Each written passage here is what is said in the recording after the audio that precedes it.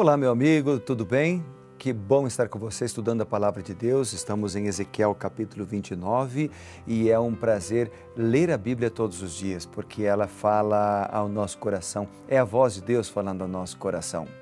Você pode acompanhar o programa Reavivados por Sua Palavra através daqui, da TV Novo Tempo, e também na internet, no canal do YouTube, youtube.com/Reavivados por Sua Palavra NT. Entra lá e se inscreve em nosso canal para receber as reflexões sobre cada capítulo da Bíblia. Será um prazer falar com você aqui no YouTube também. Eu gostaria de orar contigo antes de meditarmos sobre Ezequiel capítulo 29. Pode ser? Vamos orar? Querido Pai, obrigado pela sabedoria que nos dás a cada dia e por mais uma vez termos a oportunidade de ouvir a Tua voz na Bíblia. Em nome de Jesus, amém. Bem, o capítulo 29 de Ezequiel, ele fala do juízo sobre o faraó, também apresenta a desolação do Egito, a restauração após 40 anos e lá no versículo 17 apresenta o Egito como recompensa de Nabucodonosor. Também apresenta a restauração de Israel. Esse capítulo ele é composto por dois oráculos, ou seja, duas mensagens de juízo de Deus, com um intervalo entre eles de quase 17 anos. Os versos 1 até o versículo 17, então, eles dão como que um quadro geral e depois os versículos 17 até o versículo 21 são mais específicos. O cerco de Tiro por Nabucodonosor estendeu-se por um período longo, bastante grande, deixando um despojo muito pequeno para ele e para o seu exército. O Egito, apresentado aqui, seria então uma recompensa compensatória para Nabucodonosor. Mas Israel recuperaria o poder e saberia quem é o Senhor realmente. A palavra do Senhor veio ao seu profeta no tempo e no espaço, conforme registrado no versículo 1 do capítulo 9, no 27º ano, no mês primeiro, no primeiro dia do mês, do reinado de Joaquim. O dia do ano novo, que seria abril de 571 a.C., 16 anos depois do oráculo anterior. O cerco erguido por Nabucodonosor contra Tiro durou cerca de 13 anos, terminando provavelmente no ano anterior a essa profecia de Ezequiel. O cerco havia sido demorado, havia sido caro e não compensou o esforço. Então, para compensá-lo, Deus estaria dando a Nabucodonosor, rei da Babilônia, a terra do Egito, para que essa fosse totalmente dele. E aí, amigos, poderia tomar de todo o despojo, né? Nabucodonosor poderia tomar de todo o despojo e roubar toda a presa. Isso é enfatizado mais ali no versículo 19. E isso seria a sua paga para ele, para o seu exército, como se fosse a sua recompensa. Então Deus trabalhou, ou seja, ele trabalhou para Deus e Deus lhe pagaria como terra o Egito. A Babilônia não foi o único poder com quem Jerusalém, da época de Ezequiel, havia se prostituído. O Egito foi outro. Então, quando você sofre debaixo de duas nações, às vezes você tem de escolher um opressor para que este o defenda do outro. No entanto, quando os judeus buscaram a proteção dos egípcios, esses traíram Judá. Então, para Jerusalém, o Egito tornou-se como um junco, ou seja, um galho fraco ao longo das margens do Nilo. Quando Judá se inclinou para ele, o Egito se quebrou. Esse é um contexto, mais ou menos, aqui que nós encontramos do capítulo 29. Agora, há lições espirituais fortes que falam no nosso coração aqui. Por exemplo, o texto começa dizendo: veio a mim a palavra do Senhor. Então, é a mensagem de Deus contra o Egito. Não é a mensagem de um profeta somente, é de Deus. No verso 2 diz: filho do homem, volve o rosto contra Faraó. Deus usa pessoas, Deus usa seres humanos para transmitir a mensagem da salvação. para uma mensagem de juízo, como foi o caso aqui, Deus utilizando o profeta Ezequiel.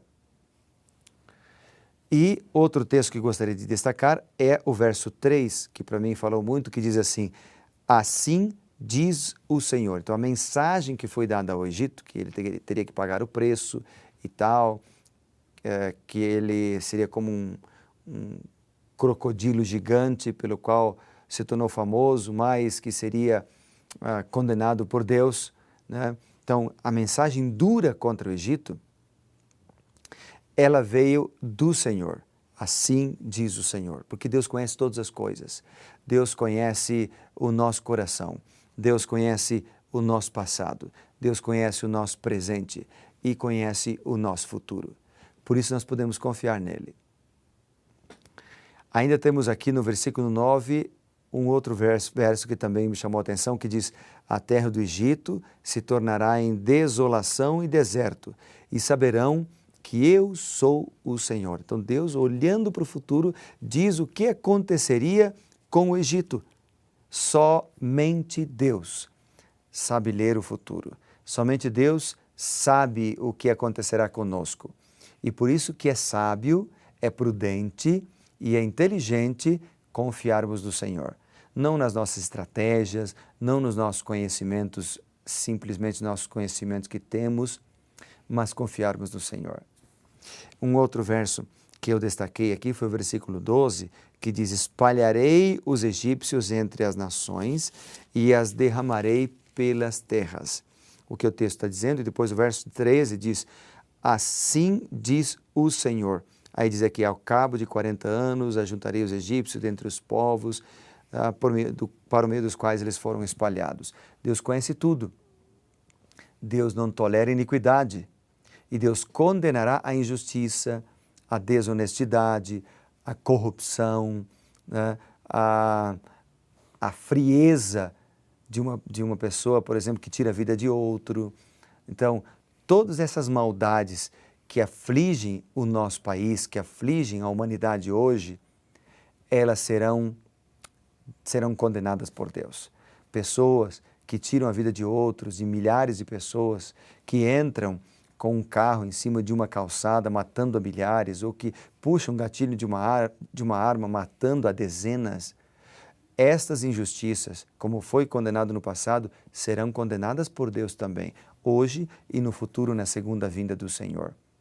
Portanto, nós não precisamos ter medo, nós não precisamos temer, porque Deus tem a história nas suas mãos.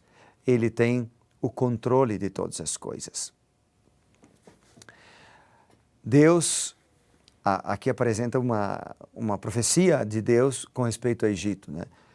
Que é no versículo 13 que nós lemos. Diz assim: eu restaurarei, ou seja, eu trarei de volta aqueles que foram espalhados. Então, Deus restaurou o Egito assim como ele restaurou Judá. Que lindo, que lindo. Deus é maravilhoso. Ele cuida do seu povo, ele cuida das nações. Os egípcios serão curados, era a mensagem, dos seus caminhos idólatras. Na ascensão e queda das nações, nós vemos a mão de Deus. Seus caminhos são misteriosos, mas eles não são arbitrários e impulsivos. No final, todos saberão quem é verdadeiramente o Senhor. Quem é verdadeiramente o Senhor. Eu ainda destaquei aqui no capítulo 29, por exemplo, o versículo 20 e o versículo 21. O versículo 20 diz assim: por paga do seu trabalho com que serviu contra ela, lhe dei a terra do Egito, visto que trabalharam por mim, diz o Senhor Deus. O que o texto está dizendo é que nós colhemos o que nós plantamos, que nós somos um resultado das escolhas que nós fizemos no passado, por paga do seu trabalho. Por paga do seu trabalho, como salário pelo seu trabalho, como um resultado do seu trabalho. Depois do versículo 21 ainda lemos: naquele dia farei brotar o poder na casa de Israel e darei que eles livremente no meio deles e te darei que fales livremente no meio deles, e saberão que eu sou o Senhor. Duas coisas eu destaco neste versículo, que é o último versículo do capítulo 29, ou seja, o capítulo 29 termina com isso. Primeiro, farei brotar, é a primeira coisa. Deus está presente em nossa vida. Ele é um agente atuante, ele atua em nosso meio. Ele não é passivo, ele é ativo. Então, ele tem o controle de todas as coisas. E depois, outro destaque que eu dou para esse versículo é o seguinte, diz assim, farei brotar o poder na casa de Israel e te darei que fales livremente no meio deles. Aqui tem a ver, me fala de liberdade, porque muitas pessoas acreditam que quando nós seguimos a Deus, nós nos tornamos escravos, não podendo fazer isso, não podendo fazer aquilo e tal, que Deus é carrasco, está aí só olhando para você para ver se você desobedece para te castigar. Mas na verdade, quando nós vemos juízos na Bíblia, os juízos, como aqui por exemplo, são o resultado das nossas escolhas. Em segundo lugar, são as nossas escolhas que nos prendem, que nos escravizam. Uma pessoa, por exemplo, que toma a decisão de usar droga, cocaína ou maconha, ele é escravo do seu vício. Mas aquele que tem Deus, ele age livremente. Ele será livre. Ele não precisa temer, porque Deus o libertou. Que linda mensagem! Deus cuida de todas as nações, a mensagem do Senhor é para todos, Ele salva este e aquele, está disposto a salvar a todos e está disposto a dar a liberdade a todos aqueles que entregam a sua vida ao Senhor. Vamos orar para isso, para que Deus nos dê a liberdade, a libertação do pecado e sejamos verdadeiramente felizes? Oremos. Bondoso Deus e Pai, muito obrigado pela Tua proteção, pela Tua bênção e pela certeza de que com Jesus nós somos fiéis. Com Jesus somos felizes. Com Jesus podemos avançar para frente e para cima.